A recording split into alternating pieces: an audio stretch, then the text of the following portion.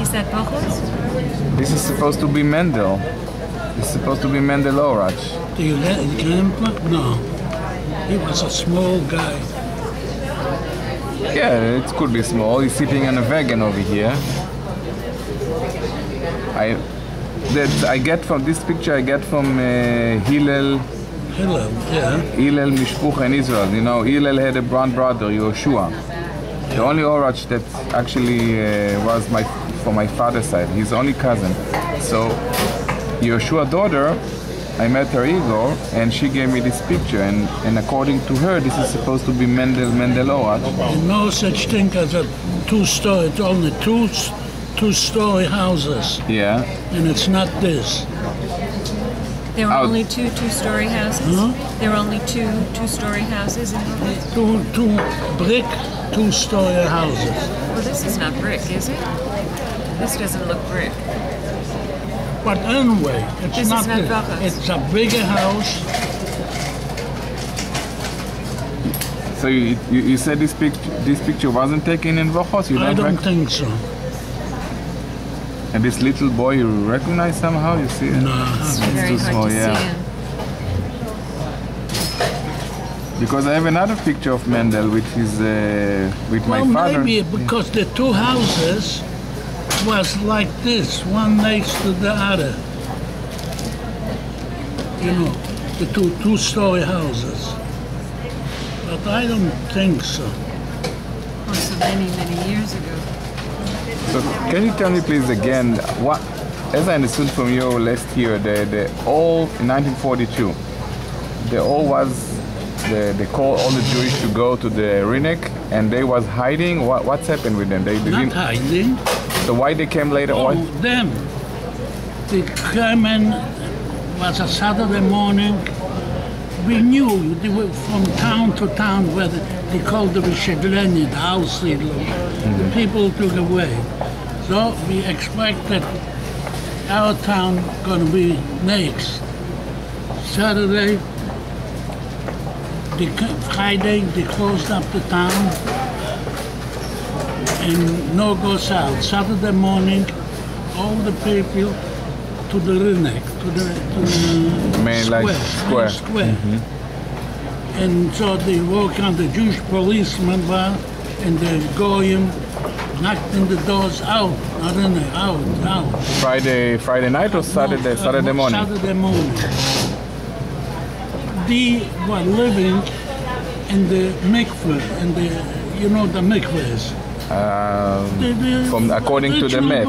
Yeah, I know. Oh, I know what's mikveh. Yeah. Yeah. They didn't have where to live. They burned down the town, so they were living there. And nobody waked them up. When we marched away, so then they found out that they didn't go out. Took him, the policeman, to Polak. Tell him there's two Jews hiding. Not hiding, he didn't know. So he went and picked him up and brought him to the cemetery. By themselves, yeah. Like an hour later, or how long? About. Because when we were in the Rinek, in the thing, you know, it's like soldiers in rows, you know. Yeah. And I was there, so this German policeman passes by and points to me to go to the wall. So I said, well, so I didn't move. I figured that's the end of me. He's gonna shoot. He was shooting. So I stayed. He would turn around and he said, I'm still there. He takes his rifle like this. So then I ran to the wall. He picked up two more, another 10, 15, I don't remember exactly, to the wall. The rest, all of the people march away, you know, to Vjezhnik. Yeah. Oh, the march to Vjezhnik, not to the cemetery there? Yezhnik, no, that's... Vjezhnik. Yeah, I know where it is, but it's the... No, they weren't killed. They were... That was a bigger town. Okay. So they collected from all the small towns and villages, the Jews, to there. And from there, they went to the train to Treblinka. Yeah. So who was buried in this cemetery in Wוחוצ'k in 1942? Nobody. Oh, I don't nobody. think anybody. No, Oh. the 1942, no, not 9. One guy died, and if he found a couple of Jews from outside the town, he took him and shot them. Okay. But that was in 42. So after Mendel was shot, what they did with the body? He's buried where? Brought him to the cemetery. So Oh, he's buried in the cemetery there? Who? Mendel Oraç. Yeah. You see, he was the lucky one that they didn't go that they shoot him there. Didn't block, and yeah. that was, my grandfather was the holiest man in town, Yeah. the Jews, you know. And they he sent was to praying Treblinka. that he should die, so he should come to Cave Yisrael. That should be buried, you know. So he was sending to Treblinka, your grandfather, Yeah, like all the others. yeah. So we. Oh, the I thought the 400 people buried in this big grave. So, That's what. No. there might have been went a to mass grave, Treblinka. but I don't think. No, most Because- of them were sent Because he from Dierzmit to Treblinka. Treblinka, yeah, like Shidlovitz. Or, but I understood from you a year ago, maybe it's the language problem, I didn't understand correctly, that you, when you met this policeman, you actually came back already from the cemetery. So why did you went to the cemetery if they didn't? Because like we call once everybody marched away. Yes, Now the 10 or 12 people, what he picked out, yes, we start collecting all the goods and everything from the Jewish houses yes, and brought to our warehouse. okay, And also to collect the people, not bury them, but to collect the dead ones, what they murdered, to bring him to the cemetery. okay, So we collected the murder tomb of Chivlenia was 1, 2, 3, 4, 5, and one died. She was sick on cancer, so she died. No more dead, but in the house. and Saturday morning. We brought So we brought all those people I see. to the cemetery. Only those people. Only Okay, those that's people. now I No. understand. One grave? Or they had all One grave. one grave? Yeah. So over there there were Polacks going, not Jews, on the cemetery, digging a grave. You did it with Grave. another Jewish teenager, or you did it by? There was another guy who went with you this day. Three of us. Three of them. From the 14, 3 of us, Yes. and this detail. Uh huh. The rest of them were cleaning up the houses. Yeah. So we brought this with Hersen wagon to the cemetery, all the people collected, and then we left them there, and they buried them. We tried to, but we left them on the ground, Uh huh. and we were going back. On the way back, this German policeman was bringing those, your grandfather and grandma, you know, Yeah. those two people. Tina. bringing this. And he asked us, where's the cemetery? So we told him it's about half kilometer from here. So she said, that's too far away. We told them to embrace, and bingo, with one bullet through them. To the. I don't know, the head or the heart, you know, because we were a little bit away. And they think the wagon Yeah. to take him to the cemetery. And they were buried together with the other one. You took them? No. No. The wagon. The wagon. But who was in the wagon? Like other Jewish volunteers? Yeah. Not no volunteer. No volunteer. I don't have the right words. Like. Yeah, I know. Not volunteer. I definitely. But we were 3 of us collected the dead bodies in a wagon and brought them to the cemetery. And you remember if Mendel said something like what his last word, or You don't say nothing. it was too fast to say? No? Not too fast, he was like crying or what to say. He knew that's the end of him. So, but not to beg or cry or anything. Well, Fred didn't open his mouth. Not only him, and us, same thing. So we knew where they're going to be with them. And they took us back to the town. and we joined the rest of them to collect all the goods from the Jewish houses and put them in a warehouse. Then we stayed there 2 days to clean up this whole mess, but everything, all the home goods, and bring to this warehouse. Then when we finished, the Wednesday, they took those 12 or 15 people, brought under guard, and brought us to Rashmi. Then we joined my parents for the last time, and the next day was the whole thing, the same scenario in Yeshmi, the Jews in the place, Narinek, and out everything. Then they announced, whoever works in the factory, I was working in the factory. In Hasag? Huh? In Hasag factory? No. Hasag was in Skarzysko. Ours was Hermann Geringberg. Whoever works there to step Where was that? in Yezdi, to step out to the side. So everybody, ran, and even they don't, so they stepped out. The whole wall, there was a few hundred, couple hundred. And then they took us, brought us about barracks, built already, a camp, and took us there. The rest of them took to the train and out of Treblinka. That's what I seen, that night when the brothers from Wוחוצ'k read me, then I met my parents again.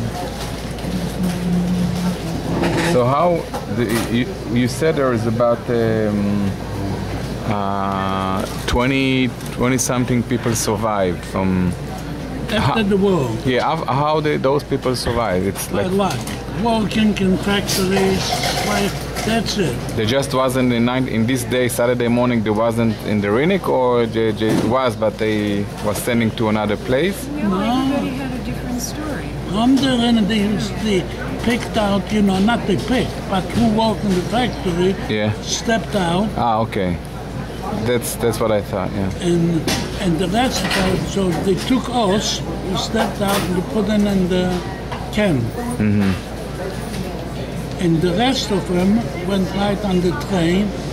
And, So you were in the Herman Goering's munitions factory for how long? the what? The factory. How long were you there? We 2.5 years. Almost 3 years. In Starachowicz. And then they took you to... Then they took to Auschwitz. And how long were you there? In Auschwitz about half a year, a little bit more. Then to Buchenwald. Oh, my grandfather, Yitzchak Oraץ, he died in Buchenwald. He was in Buchenwald, in Barrack 27. He came in 1940, in August 1944, from Szkarzysko. I have the documents. Okay, and he was 44. With my father.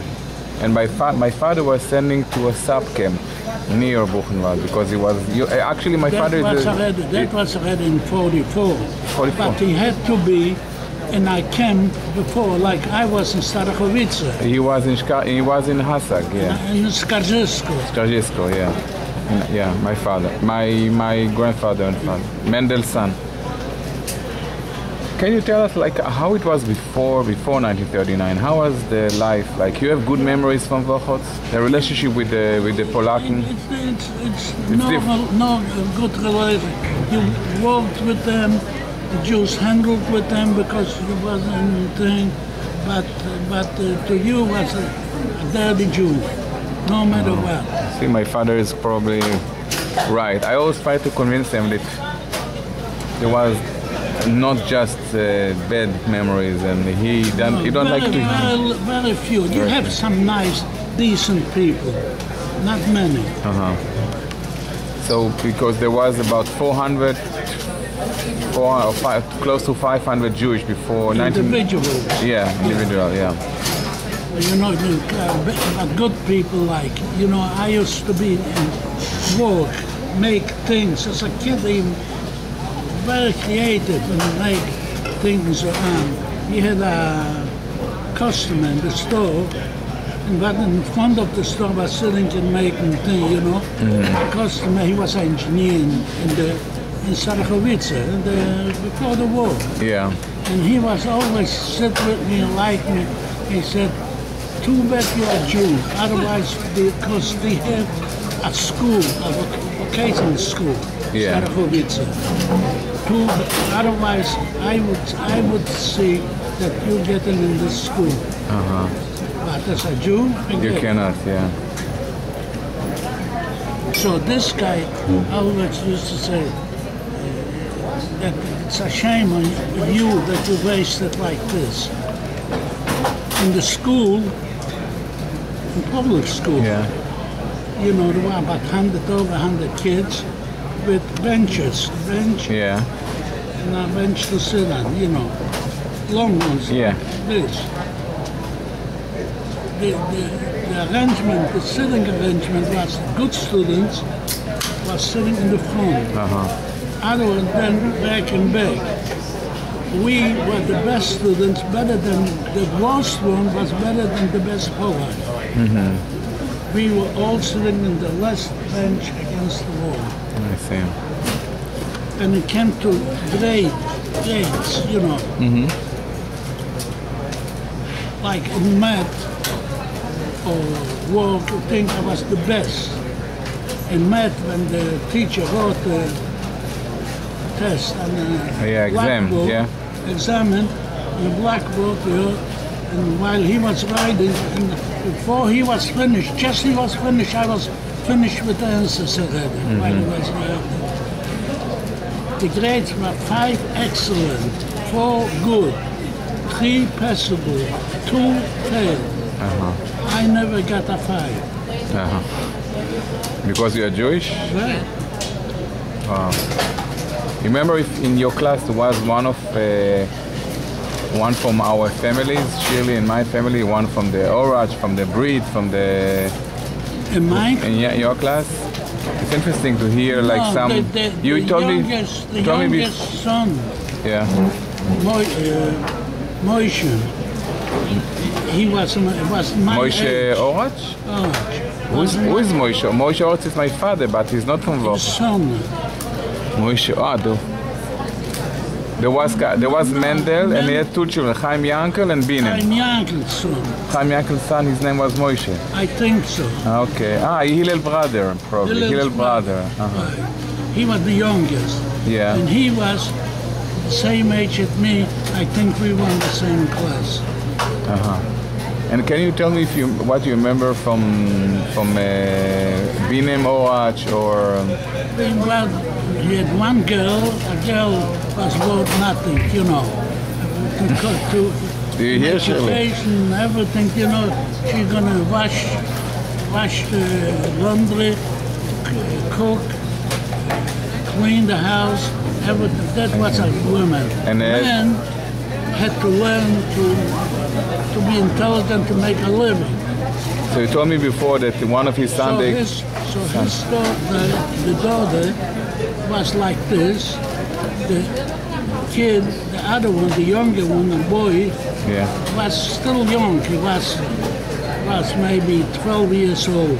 Yeah. And then was the little one that 7 or 8 years old.